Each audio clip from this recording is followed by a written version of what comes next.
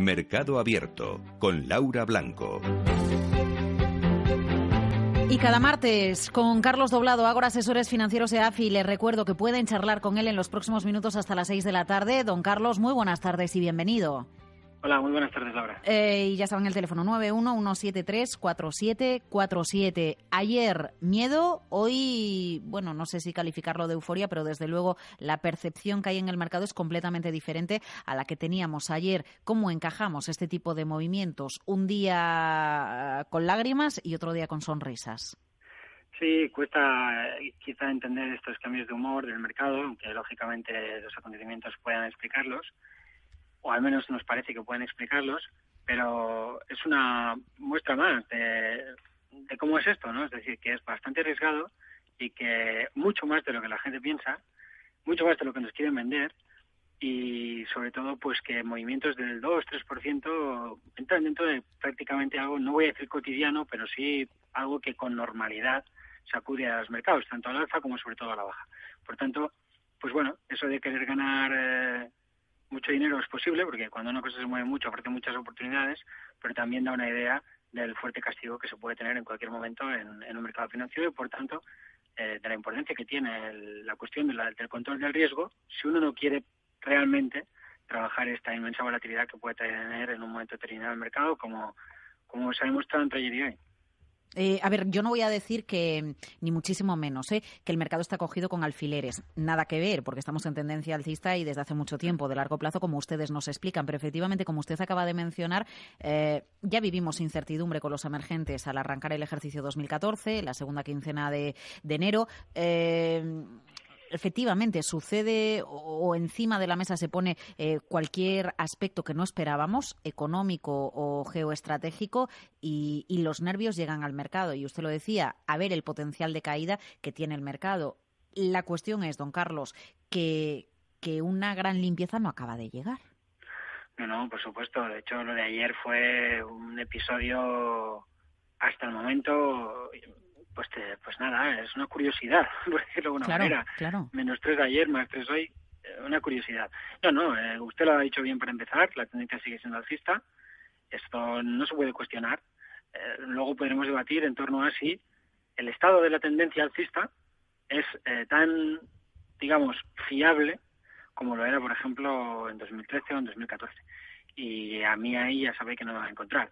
Es decir, sigo pensando, aunque es verdad que mi escenario está comprometido. De hecho, incluso este fin de semana el economista hablaba de escenario tocado, entre comillas, porque hemos visto nuevos saltos en el mercado norteamericano y eso es algo que no encajaba demasiado bien en esa idea mía de que, bueno, en febrero debíamos rebotar, quizá con fuerza, incluso llegar a máximos, pero superarlos es algo que no me encajaba demasiado y que sigue sin encajarme. Por tanto, sí me obliga a empezar a pensar si no estoy equivocado, y por tanto, si debo no mantener ese nivel de coberturas altas que en algún momento hemos establecido y que seguimos teniendo y que nos mantienen en una exposición relativamente baja para lo que a lo mejor es nuestra forma de hacer las cosas en tendencias tan abiertas y tan claramente alcistas como es la que tiene el mercado de fondo. Pero como siempre digo, es que el mercado de fondo, fíjese, si ayer baja un 3 sin que pase nada, pues ¿qué no podrá hacer para que empiece a pasar algo, no? Pues puede caer, pues no un 3, un 15, un 20, y eso es un juego que está en la normalidad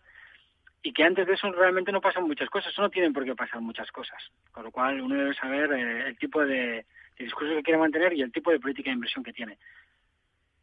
Quería hacerle usted una puntualización o darle una explicación a uno de los oyentes que intervino, don Carlos, la semana pasada.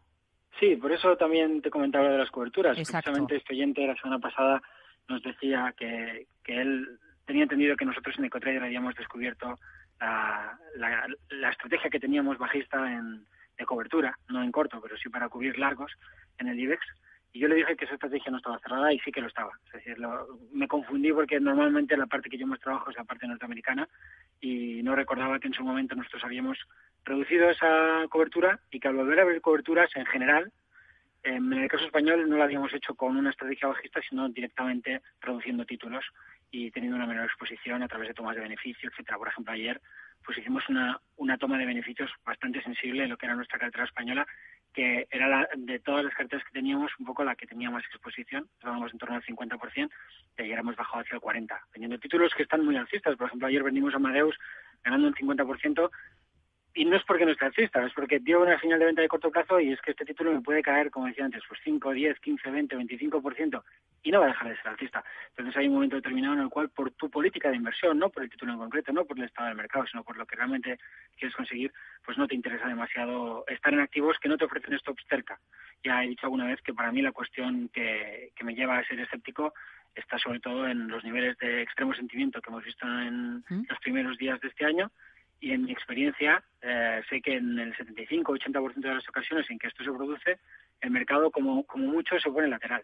Y que para mí, pues bueno, si tengo que enfrentar un mercado alcista con poca exposición, que sea este tipo de mercado, ¿no? Un mercado que ya ha llegado a un extremo de sentimiento y que en la mayoría de las ocasiones no va a ofrecer demasiado. Prefiero ganar poco cuando los demás ganan mucho si el terreno no es suficientemente sólido para mi manera de acercarme a la bolsa. La semana pasada usted también mencionaba el caso del Dow Jones, que no acompañaba en la subida de la misma manera que lo estaban haciendo el S&P o el Nasdaq.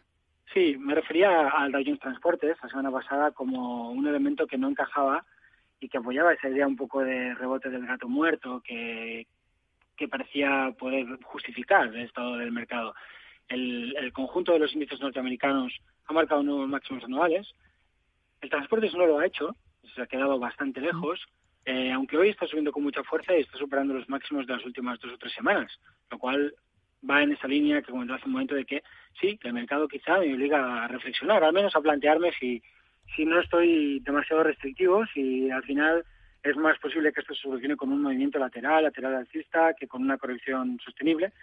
Pero bueno, quiero ver qué pasa en el día de hoy. También hace como una semana vimos ruptura de resistencia en el transporte intradiariamente y al cierre de la sesión dejamos una vela potencialmente bajista y el mercado ha tenido algún sustito.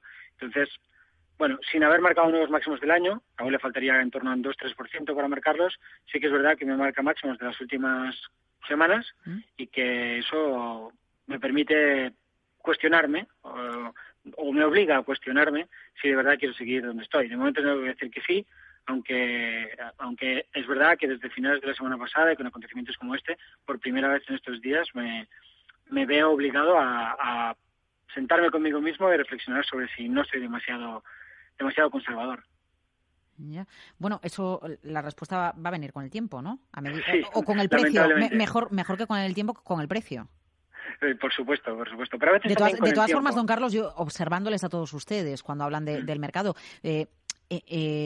vamos a ver que una decisión que se toma en el mercado, salvo cuando se registran pérdidas y se sale de una posición en pérdidas, cualquier situación, cualquier opinión o cualquier estrategia se puede ir modificando precisamente con lo que sucede en el mercado. Si eso sucediese, usted se viese abocado a decidir, bueno, pues a lo mejor me he equivocado y esto no acaba de caer como yo en principio había esperado. Sí, creo que esta va a ser no sé si es mi temporada 19, mi temporada 20. Me he equivocado tantas veces, puedes imaginar, no me va a suponer demasiado trauma.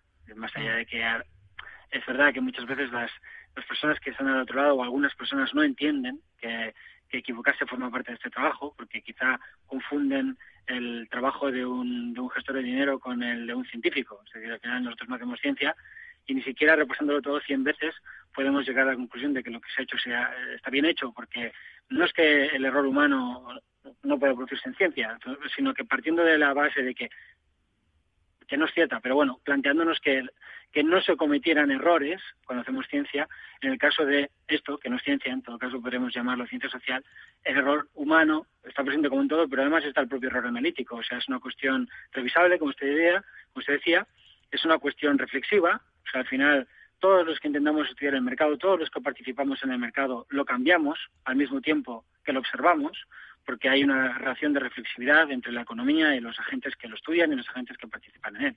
Entonces está en cambio constante y siempre estamos lejos de él. Por eso a mí me gusta utilizar la palabra aproximación al mercado, porque jamás podemos estar en la idea de dónde está y qué es, porque está cambiando constantemente y porque además nuestras herramientas son bastante burdas para una cosa tan compleja como es el mercado, el ser humano, y al final el mercado de personas es mucho más complejo que que un sistema de planetas o que un conjunto de átomos. Es muchísimo más complejo. Entonces, no se pueden utilizar determinadas cosas para acercarse a él. Entre las preguntas que le llegan, a ver, recuerdo el teléfono 911734747. Vamos a estar 5 minutitos más con Carlos Doblado de Agora Asesores Financieros EAFI. Algunas consultas que nos llegan a través de Twitter. Tourin Brock le pregunta, buy en pullback, obliga tendencia rota Galp en 11.70. En definitiva, le pregunta por Galp. No sé si es un título que usted siga habitualmente, esta compañía energética. No es un título que me resulte ajeno, está dentro de los principales títulos de las bolsas europeas. Vale. Portugal, este país pequeño que tenemos ahí al lado, tiene algunas empresas de cierto tamaño y Galp es una de ellas. Además lo tengo bastante en la cabeza porque hace unos días me tocó contestar al deseo de los lectores del Economista que querían en EcoTrader, esta herramienta que tenemos junto al Economista, querían que hablásemos sobre Galp y yo les comentaba que está en un proceso lateral muy muy amplio, que para trading no es muy adaptable, pero es verdad que la corrección de estos 2 días le viene muy bien a Galp para plantearnos si ya podemos fijar una ventana de trading antes de que se resuelva ese lateral amplio. El lateral amplio está entre 13,2 y 10.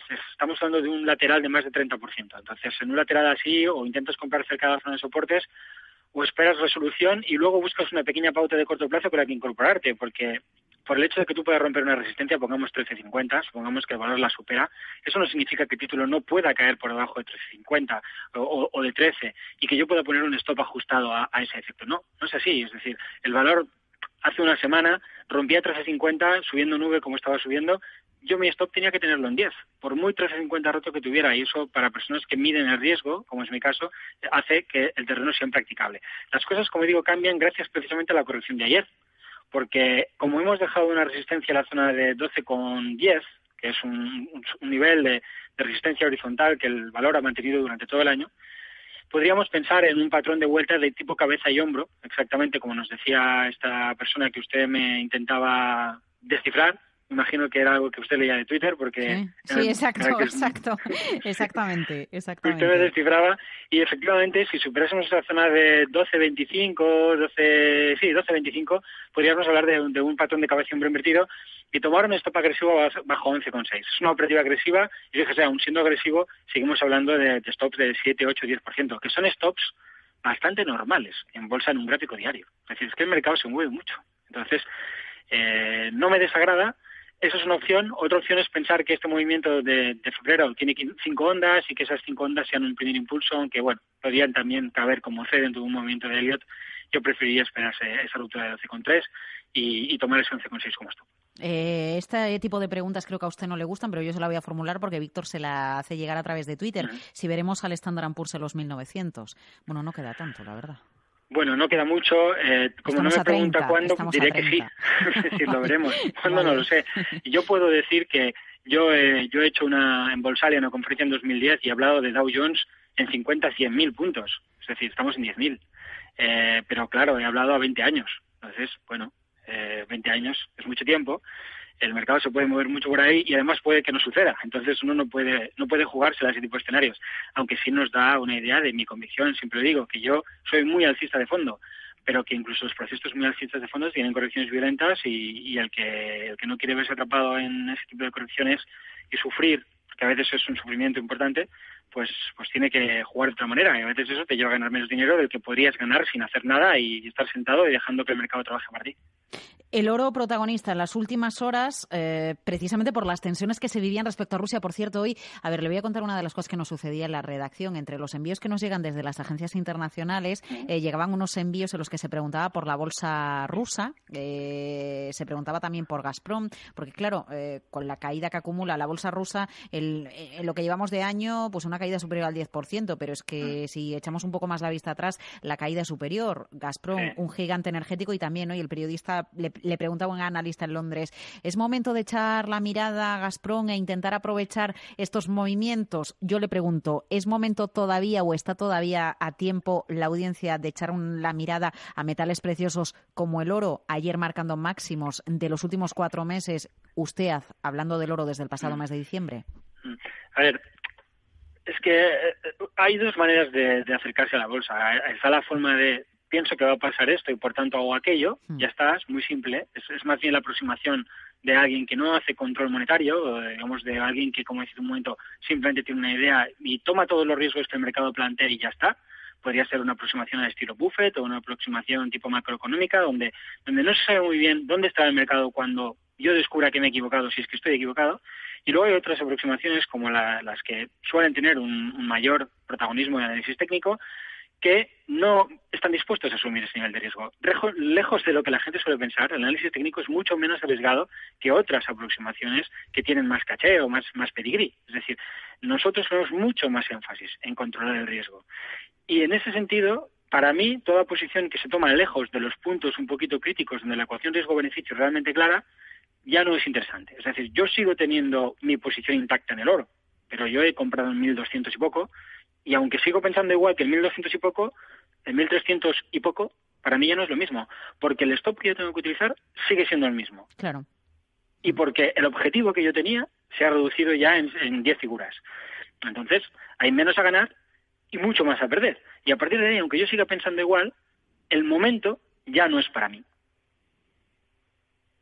1.300, sí, perfectamente. $1.337 la once, con el camino y el recorrido al alza que lleva, una entrada en este precio, bueno, pues supone estar dispuesto a mantener el stop en el mismo sitio de momento y a que la posibilidad de pérdida sea más amplia. Claro, o sea, si cuando nosotros tomamos la posición hablábamos de un riesgo de en torno al 5%, ahora ya es un riesgo superior al 10%. Y además hemos perdido el primer 5 o 6% de ganancia. Eso me deja con una ecuación riesgo-beneficio muy coja. Salvo que yo pues fuera un gurú o quisiera serlo y dijera, no, es que yo el oro lo veo en $2.500 dentro de 10 años, como decía antes con el Dow Jones. Y puedo hacer ese tipo de ejercicios intelectuales, pero le puedo asegurar que aun habiendo hablado del Dow Jones en 50 100.000, yo me muevo y yo ahora mismo tengo una exposición extraordinariamente baja para lo que es normal en nuestra tendencia, a pesar de mis ideas de fondo, porque sé que las ideas de fondo están muy bien, son muy bonitas, te pueden dar sesgo de mercado, te pueden obligar a ayudar a ser más o menos valiente, pero el nivel de riesgo monetario que uno tiene estando dentro de esas ideas es altísimo. Es decir, el mercado se puede mover 25, 30, 40% y esas ideas no se alteran. Y, bueno, hay gente que puede participar de eso y que quiere participar de eso y otras personas no participamos. Don Carlos, no me marcho tranquila si no le hago una pregunta, pero no se enfade conmigo, ¿de acuerdo? Yo no me enfado nunca con usted. No, pero vamos a ver, quiero entenderlo bien. A ver, usted habla del Dow Jones de transportes, ¿verdad? Sí. Mi duda es, o mi pregunta es, ¿por qué es tan importante esta referencia o este índice? Todos sabemos que lo ha sido a lo largo de la historia de la bolsa, en un momento en el que la importancia o el peso que tiene en el global de la economía no es el que tenía años atrás. Es decir, ahora es tan importante el mundo tecnológico que entendemos el reflejo que puede tener las empresas que cotizan en un Nasdaq. Mire, le voy a hacer esta pregunta, le voy a contestar con una pregunta. Y además está bastante de moda con lo que está pasando estos días, yo creo que todos podemos entenderla. Vale. ¿Sabe usted por qué Estados Unidos es la primera potencia del mundo?